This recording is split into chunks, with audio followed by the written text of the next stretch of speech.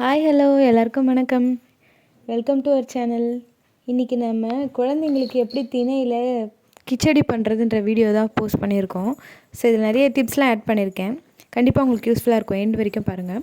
அதுக்கு ஃபஸ்ட் நம்ம திணையை தேவையான அளவு எடுத்து நல்லா ஒரு 3 to 4 டைம்ஸ் வாஷ் பண்ணி வச்சுக்கோங்க. அப்புறம் அதை நல்லா ஓவர் நைட் சோக் பண்ண விட்டுருங்க.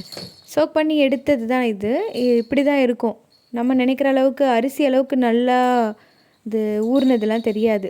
அது எப்படி வச்சோமோ அதே மாதிரி தான் இருக்கும். பட் அது நல்லா ஊறி தான் இருக்கும். அப்படியே இது கூட சிறுபருப்பும் கொஞ்சமாக எடுத்து நல்லா வாஷ் பண்ணி வச்சுருக்கேன். இந்த பொங்கலுக்கெல்லாம் யூஸ் பண்ணுவாங்க இல்லையா, அந்த பருப்பு தான் சிறுபருப்பு. இந்த பருப்பு ஊற வைக்கணும்லாம் அவசியம் இல்லை, ஜஸ்ட் வாஷ் பண்ணி எடுத்தால் மட்டும் போதும். அண்ட் அது கூடவே கொஞ்சமாக தக்காளி எடுத்திருக்கேன். அப்புறம் நான் எப்போவும் சின்ன வெங்காயம் யூஸ் பண்ணுவேன். ஸோ அதனால் சின்ன வெங்காயம் கொஞ்சம், ஒரு 1/2 கேரட், இஞ்சி பூண்டு பேஸ்ட் எடுத்திருக்கேன். நெக்ஸ்ட்டு குக் பண்ணுறது தான். இங்கே ஸ்டவ் ஆன் பண்ணிவிட்டு ஒரு பவுல் வச்சுட்டு ஜஸ்ட் கொஞ்சமாக நெய் ஆட் பண்ணிக்கோங்க. பவுல் நல்லா ஹீட் ஆனதும் கொஞ்சமாக சீரகம் ஆட் பண்ணிக்கோங்க. அது லைட்டாக பொரிஞ்சதுக்கப்புறமா நம்ம கட் பண்ணி வச்சுருக்க தக்காளி, வெங்காயம், இஞ்சி பூண்டு பேஸ்ட்டு எல்லாமே சேம் டைம் நீங்கள் ஆட் பண்ணிக்கலாம். ஆட் பண்ணிவிட்டு லைட்டாக இது சாட்டே பண்ணால் போதும். இப்போதைக்கு குழந்தைங்களுக்கு ஆயிலெலாம் எதுவும் கொடுக்க தேவையில்லை. ஸோ கொஞ்சமாக நெய் ஆட் பண்ணி அதிலே குக்கிங் ஃபுல்லாக முடிச்சிட்டா போதும். அதிகமான நெய்யும் கொடுக்க தேவை கிடையாது. இவ்வளோ தூரம் சாட்டே ஆனால் போதும். இதில் கொஞ்சமாக தண்ணி ஊற்றி ஒரு 2 செகண்ட் வந்து மிக்ஸ் பண்ணிக்கிறேன். அண்ட் நம்ம கொடுக்குற ஃப்ரூட்ஸு, வெஜிடபிள்ஸு இல்லை அரிசி எந்த வகையாக இருந்தாலும் நல்லா பாயில் பண்ணி வச்சு கொடுங்க. ஒன்றும் பாதியமாக இருக்கும்போது குழந்தைங்களுக்கு கொடுக்க வேண்டாம். நல்லா பாயில் ஆனதுக்கப்புறம் எடுத்து கொடுங்க. இப்போ நான் துருவின கேரட்டையும் ஆட் பண்ணிட்டேன். ஆட் பண்ணிவிட்டு ஒரு 2 மினிட்ஸ் வந்து நல்லா சாட்டே பண்ணிக்கோங்க. இப்போ நம்ம கொடுக்குறோம் இல்லையா, இந்த திணை, கம்பு, கேழ்வரகு இதெல்லாம் வந்து கொடுக்கறதுக்குன்னு ஒரு ப்ரொசீஜர் இருக்குது. அந்த ப்ரொசீஜர் படி தான் நம்ம கொடுக்கணும்.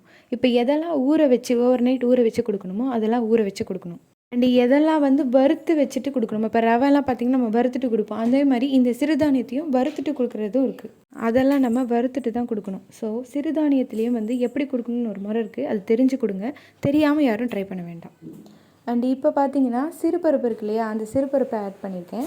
அதே மாதிரி திணையையும் நான் ஆட் பண்ணிட்டேன். ரெண்டுமே ஆட் பண்ணிவிட்டு ஒரு நல்லா ஒரு 5 மினிட்ஸ் வரைக்கும் மிக்ஸ் பண்ணி விட்டுட்டே இருக்கேன். கொஞ்சம் தண்ணி இருக்கு இல்லையா, அந்த தண்ணியிலே நல்லா மிக்ஸ் பண்ணி வச்சுருக்கேன்.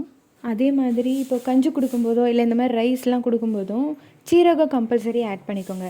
பருப்பு கொடுக்குறீங்க அப்படின்னா பூண்டு கண்டிப்பாக ஆட் பண்ணிக்கோங்க. பூண்டு ப்ளஸ் சீரகம் ரெண்டுமே ஆட் பண்ணிக்கோங்க. ஸோ இது மாதிரி கொடுக்கும்போது குழந்தைங்களுக்கு கேஸ்ட்ரிக் ப்ராப்ளம் இருக்காது. ஓகே, இது 5 மினிட்ஸ் விட்டாச்சு இல்லையா. இப்போ இதில் தேவையான அளவு வாட்டர் ஆட் பண்ணிவிட்டு பாயில் பண்ண போகிறேன். வாட்டர் அடிஷன் வந்து அதிகமாகவே கொடுங்க. ஏன்னா வந்து அரிசி எல்லாமே வந்து நல்லா குழைய வெந்துடணும். அதனால் அதிகமாக ஊற்றினாலும் பிரச்சனை இல்லை, கம்மியாக மட்டும் ஊற்றிடாதீங்க. இதை நல்லா மிக்ஸ் பண்ணிவிட்டு இது கூட வந்து பெப்பர் ஆட் பண்ணணும். பெப்பர் வந்து நான் வந்து எப்படி சஜஸ்ட் பண்ணுவேன்னா, ஹோல் பெப்பர் இருக்கு இல்லையா, அது தேவையான போது மட்டும் நல்லா நசுக்கிட்டு ஆட் பண்ணிவிடுவேன். ஒரு 3 பெப்பர்ஸ் எடுத்திருக்கேன். 3 பெப்பர் எடுத்து நல்லா நசுக்கிட்டு ஆட் பண்ணிக்கிறேன்.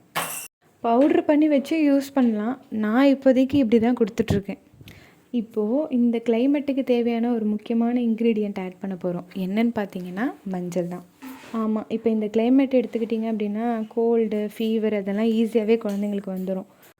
பெப்பர் பார்த்தீங்க அப்படின்னா வாட்டர் அவங்களுக்கு கொடுக்கும்போது பாயில் பண்ணுவோம் இல்லையா, அதுலேயே ஒரு 2 பெப்பர் போட்டுட்டு நீங்கள் பாயில் பண்ணி அந்த தனியாக கொடுக்கலாம். பட் மஞ்சள் அந்த மாதிரி நம்மளால் கொடுக்க முடியாது. ஸோ அதனால் இந்த மாதிரி நீங்கள் பண்ணுற எல்லா டிஷ்லேயுமே ஒரு சிட்டிகை மஞ்சள், ரொம்ப குழந்தைங்களுக்கு போடக்கூடாது, சும்மா ஒரு சிட்டிகை மஞ்சள் போட்டுட்டு டெய்லி கொடுத்துட்டு வந்தீங்கன்னா அதுவே அவங்களுக்கு தாராளமாக போதும். சளி, இருமல், காய்ச்சல் அதெல்லாம்லேருந்து கொஞ்சம் தள்ளி வைக்கும். இது ஒரு மூடி போட்டு நல்லா பாயில் ஆக விட்டுறலாம். இப்போ ஒரு 15 மினிட்ஸ் கழித்து எந்த அளவுக்கு பாயில் இருக்குன்னு காட்டுறேன். இந்த அளவுக்கு நல்லா பாயில் ஆகிடுச்சு. பிளேட் ஃபுல்லாக நாஸ்தி ஆகிடுச்சு.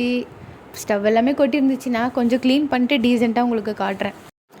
இவ்வளோ பாயில் ஆனது பத்தலை, இன்னுமே அரிசி வேகாமல் தான் இருக்குது. இன்னும் ஒரு 10 மினிட்ஸ் வச்சோன்னா நல்லா பாயில் ஆகிடும். இது நம்ம குக்கர் வச்சோன்னா ஈஸியாக முடிஞ்சிடும். நம்ம பாத்திரத்தில் வைக்கிறனால தான் கொஞ்சம் டைம் ஆகுது. 10 மினிட்ஸ்க்கு அப்புறம் எப்படி வந்திருக்குன்னு காட்டுறேன். இந்த தடவை வந்து மூடி போட்டு வேக வைக்கல. இப்போ கீழெல்லாம் சிந்திடுச்சு இல்லையா, அதனால் மூடி போடாமலே வேக வச்சுட்டேன். இப்போ பார்த்தீங்கன்னா இந்த அளவுக்கு நல்ல தண்ணியெலாம் ட்ரைன் ஆகி வெந்துடுச்சு. இப்போ நான் தண்ணி எவ்வளோ இருக்குதுன்னு காட்டுறேன் பாருங்கள். இவ்வளோ தண்ணி இருக்கும்போதே நான் வந்து சுவிட்ச் ஆஃப் பண்ணிட்டேன். ஏன்னா நான் வந்து அகெயின் ப்ரீ ஹீட் பண்ணி தான் கொடுப்பேன். ஸோ அந்த டைமில் வந்து ரொம்ப கட்டி ஆகிடுச்சுன்னா நல்லா இருக்காது. அதனால தான் வந்து தண்ணி வச்சே ஆஃப் பண்ணிட்டேன். அண்டு இந்த அளவுக்கு வெந்திருக்கு பார்த்தீங்களா, இந்த அளவுக்கு வெந்தால் போதும். நீங்கள் வந்து இந்த மாதிரி பாத்திரத்தில் வேக வைக்கிறதுல என்ன ப்ளஸ்னால் நீங்கள் வந்து வெந்துருச்சான்னு செக் பண்ணிகிட்டே இருக்கலாம். நல்லா தேவையான அளவுக்கு வெந்துருச்சு அப்படின்னா ஸ்டவ் ஆஃப் பண்ணிக்கலாம். அவ்வளோதான் ஃப்ரெண்ட்ஸ். நல்லா ஆறுனதுக்கப்புறம் ஒரு பவுலுக்கு ட்ரான்ஸ்ஃபர் பண்ணிவிட்டு குழந்தைங்களுக்கு கொடுங்க. ஐ ஹோப் இந்த வீடியோ கண்டிப்பாக உங்களுக்கு யூஸ்ஃபுல்லாக இருக்கும் நம்புகிறேன். பிடிச்சிருந்தால் லைக் பண்ணுங்கள், உங்கள் ஃப்ரெண்ட்ஸ் அண்ட் ஃபேமிலிக்கு ஷேர் பண்ணுங்கள். கண்டிப்பாக சப்ஸ்கிரைப் பண்ணிக்கோங்க. ஏதாவது இது ரிலேட்டடாக டவுட் இருந்துச்சுன்னா கமெண்ட் பண்ணுங்கள். தேங்க்ஸ் ஃபார் வாட்சிங்.